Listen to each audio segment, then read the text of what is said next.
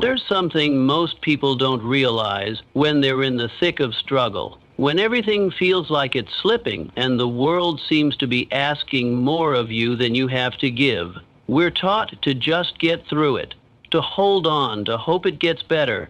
But that's not how survivors rise. You don't rise by waiting, you rise by acting like you were meant to rise. You see, survival isn't a desperate clinging to the edge of a cliff. Real survival, the kind that transforms you, starts with belief. Not belief in a perfect outcome, not even belief that things will go your way, but belief that you are here on purpose, that you're built to handle more than you think, that you were meant to be here in this moment, in this storm, and that how you show up in it is your decision. When I say act as if you were meant to survive, I don't mean fake it, I mean align with it. There's a difference. Faking it is pretending to be confident while secretly waiting to be rescued. Acting as if is stepping into the role of someone who's already on the other side, who knows the process will shape them and doesn't flinch. You don't need to wait to feel strong, to take strong action. You take the action and strength starts to show up. Every time you make a choice from belief instead of fear, you take a piece of your power back. Let's be real, life isn't going to hand you a guarantee. It's not going to announce, this is the storm that changes everything for the better. No, it'll hit, and it'll hit hard. But that's the moment to ask, what would someone do who was meant to survive this? They wouldn't shut down. They wouldn't beg the world to go easy on them. They'd start moving like someone who belongs on the other side of the battle. They'd treat their time, their health, their voice like it matters. Even when things are uncertain, especially when things are uncertain.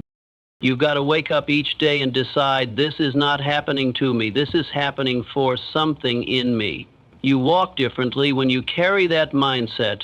You speak differently. You begin to make decisions that don't just come from desperation, but from clarity. Your energy shifts. And when your energy shifts, your direction does too. It doesn't mean you won't be afraid. Doesn't mean you won't have nights where you stare at the ceiling wondering how you're going to make it. But somewhere in you, deeper than the fear, lies the part of you that already knows how to overcome. That part of you doesn't scream, it doesn't panic. It waits for you to listen. And the moment you do, the moment you stop playing the part of the victim and start owning the role of the one who was meant to survive, things change. You have to treat your struggle like it's shaping someone worth becoming. That means even your smallest actions matter. How you carry yourself, what you say about your future, how you treat people, even when you're under pressure. Every move becomes a message to life. I'm still in this. I still believe something valuable is coming out of this. This isn't positive thinking, this is strategic living. You're not pretending things are fine. You're choosing to respond like someone who's not going to let pain have the last word. That's how you start living from purpose. That's how you stop being reactive and start being powerful. So next time life tries to shrink you, you ask yourself, what if this wasn't happening to break me, but to build me? What if I've already been equipped, not with answers, but with endurance? Walk like that's true, speak like that's true, decide like that's true. Because that's how you create momentum where most people would only see collapse. You learn to move from intention, not instinct. That's when real change begins.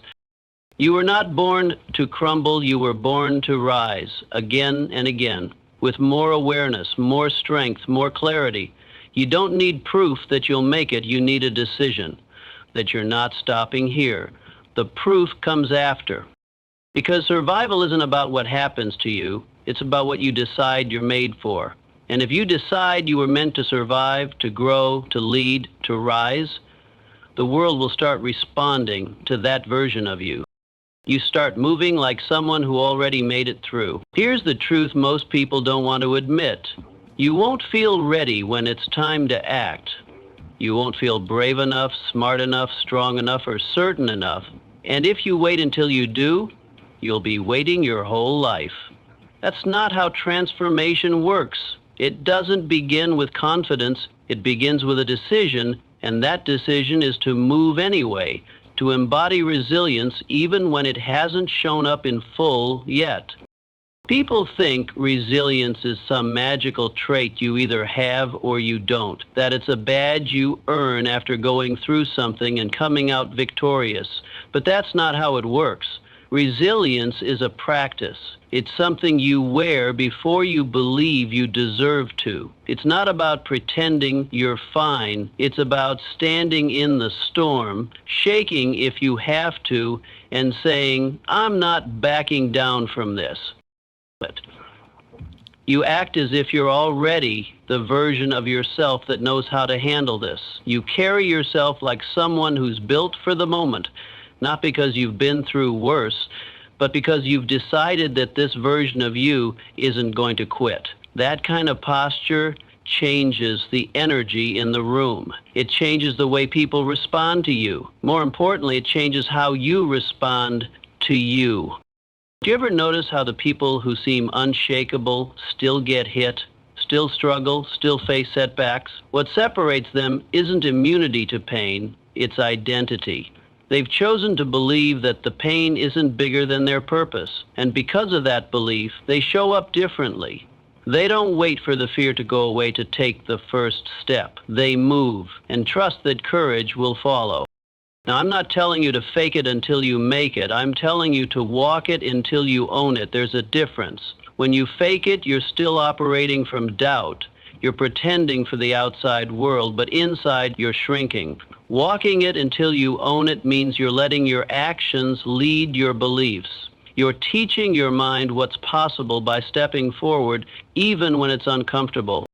And yes, it's going to be uncomfortable. Growth always is. You're stepping into something unfamiliar. Of course it feels strange. But discomfort is not danger. Don't confuse the two. That edge you feel, that resistance, that's not a sign to stop. That's the invitation to rise. Every time you say, "I don't feel like I can, but I'm going to move anyway," you grow. You build muscle. You teach yourself that action isn't tied to emotion, it's tied to decision. Let's make this real. Think about a time when you were terrified but did it anyway. Maybe you spoke up when it was easier to stay quiet. Maybe you showed up when it would have been easier to disappear. Maybe you got back up when life had every reason to keep you down. That moment, that's resilience. And it didn't come from feeling ready. It came from choosing who you were going to be in spite of the fear. If you want to live like someone who was meant to survive tough times, you have to stop asking, "Do I feel strong enough?" and start asking, "What would strength do right now?" Then do that. Repeat that process enough, and eventually the strength you were acting from starts to become the strength you actually feel. But it starts with action. You build the bridge while you're walking across it, not before. You can't think your way into resilience. You act your way there with every small, consistent choice. Showing up for the workout when your body says no. Having the tough conversation when your ego says protect yourself. Choosing discipline when distraction is easier. That's how it's built, piece by piece, moment by moment. And then one day you look up and realize the thing that used to scare you doesn't shake you anymore. You became the version of you that could handle it. But not because life got easier, because you got bolder. So the next time you find yourself staring at the challenge, don't wait to feel ready. Don't wait for some wave of motivation to carry you forward. Ask yourself, what would someone who has already overcome this do right now? And then you take that step. You breathe into it. You keep going, even when it's messy, even when it's quiet, even when it feels like nothing's working yet. That's how you embody resilience, not by feeling it, but by living like it's already in you. Because the truth is, it is already in you. You just haven't given it enough chances to come forward. So give it those chances again and again. And you'll see you don't need the world to tell you that you're strong. You just need to show the world how you act when you don't feel weak anymore. Act like the version of you that already made it through. It's easy to take tough times personally. When things go wrong, when people leave, when you're passed over, when you fail, it can feel like life is making a statement about you, like it's holding up a scoreboard, tallying your worth by how hard things have hit. But here's what I want you to understand. Adversity isn't a verdict, it's a mirror. Whatever you're going through right now, it's not saying you're not good enough or smart enough or worthy of peace. It's simply showing you where your edges are. It's showing you what you truly believe about yourself. It's revealing how much of your power you've handed to fear and how much of your life is being shaped by doubt. The experience itself isn't personal, but your response to it, that's where the truth lives. We grow up thinking that if something goes wrong, it means we've failed, that the struggle itself is proof of inadequacy. But that kind of thinking will keep you trapped. If you treat adversity like a final judgment, you'll fold every time it shows up. But if you treat it like a mirror, like a reflection of where you're strong, where you need work, where you still have untapped potential, then suddenly the pain becomes useful. It becomes fuel. The mirror doesn't lie. It shows you who you are, underneath the mask, underneath the surface.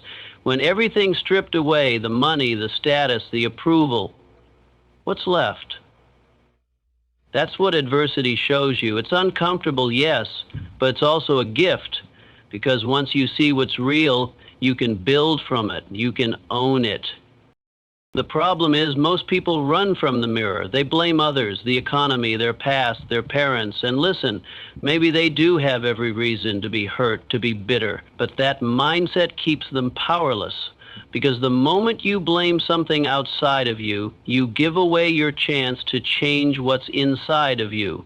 You stay stuck. You stay small.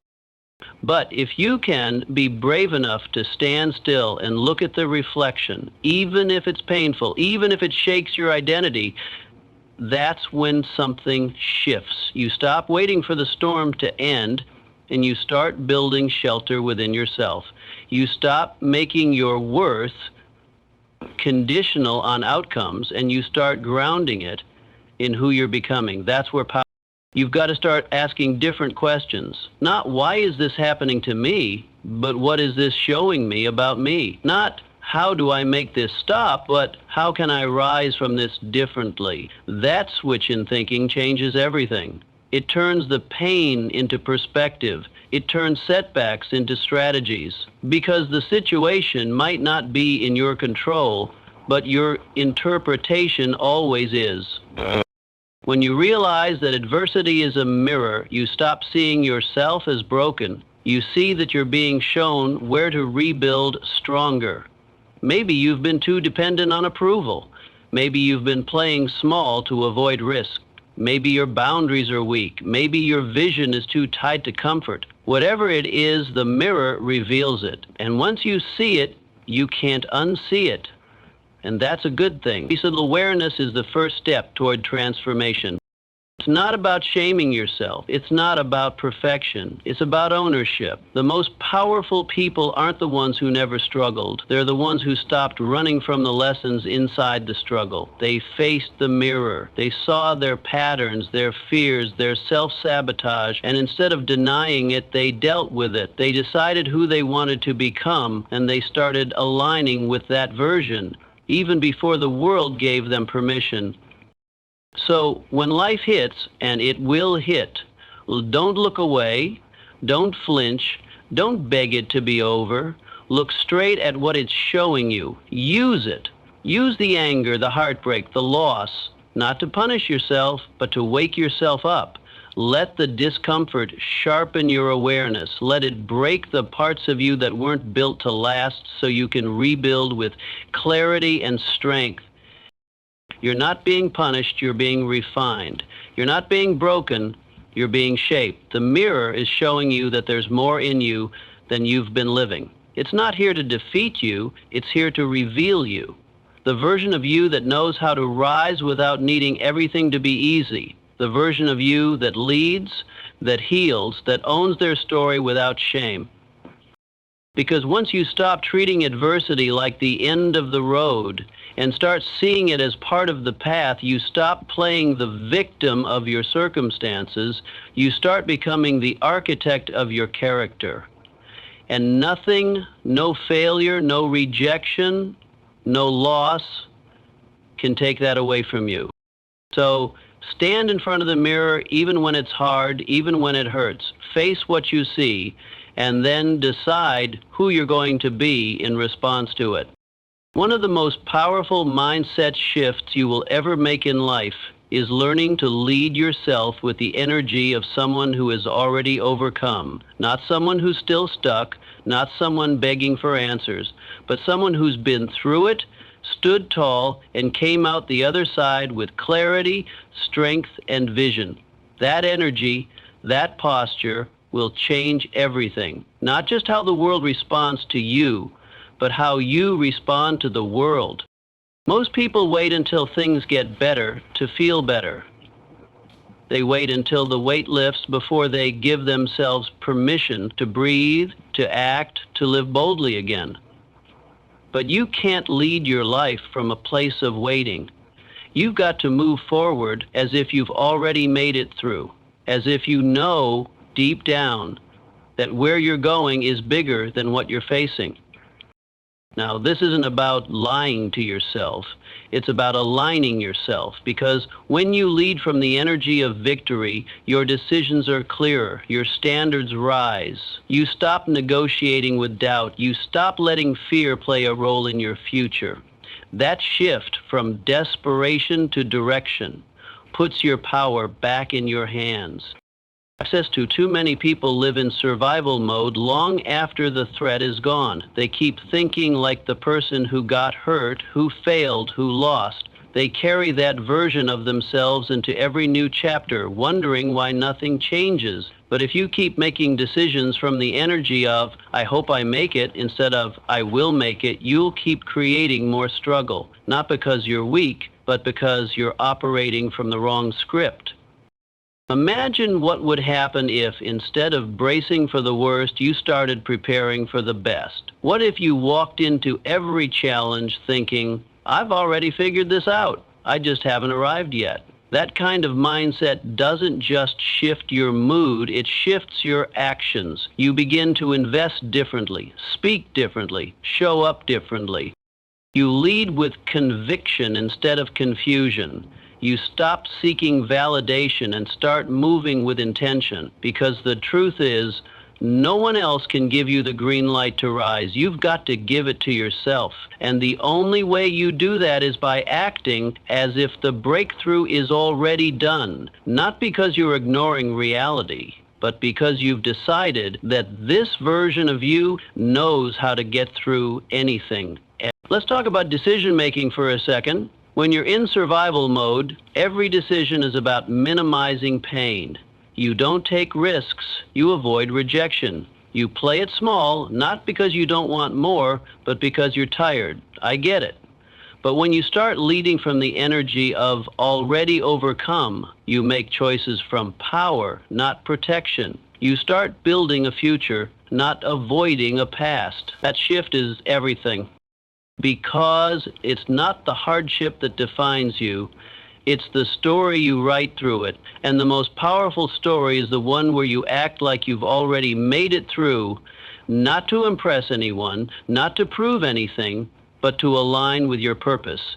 You've got to stop waiting for the pain to pass before you start living with passion again. You might say, but I don't feel like that person yet. That's okay. Feelings come after decisions. You decide who you are first, then the feelings catch up. That's how strength works. That's how identity shifts. You walk like the person who's already done the work, already paid the price, already earned the reward. And then you keep walking, even when it's tough, because that's what leaders do. You start by asking yourself, if I'd already made it through this, how would I act today? How would you carry yourself?